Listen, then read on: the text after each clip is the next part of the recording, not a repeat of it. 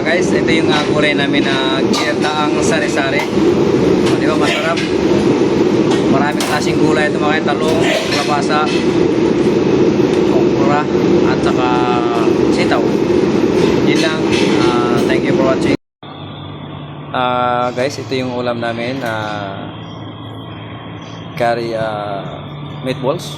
O, di ba? Sarap. Ito naka-display lahat ng mga kababayan. Tapos pork caldereta yan mga kababayan.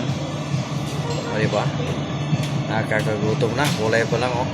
Sauce pa lang. Ulam na mga kababayan. Tsaka isda na escabeche. Wow. Marami sauce escabeche ito mga kababayan na lapu-lapu. Tapos ito yung Hainanese chicken mga kababayan oh. Hainanese chicken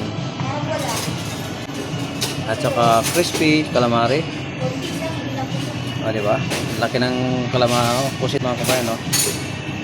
Crispy calamari and fried chicken na wala siyang breadcrumbs, plain lang siya mga kababayan. Plain lang siya. At saka ito yung gulay na with tofu, parang ala di chapso ito mga kababayan, you know? O, diba? Sarap. Lumpiang togi ito mga kababayan, no? O, diba? Lumpiang togi.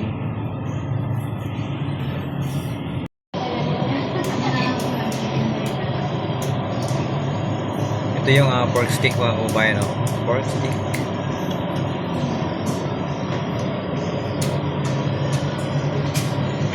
Beef kamonado mga kababayan yan.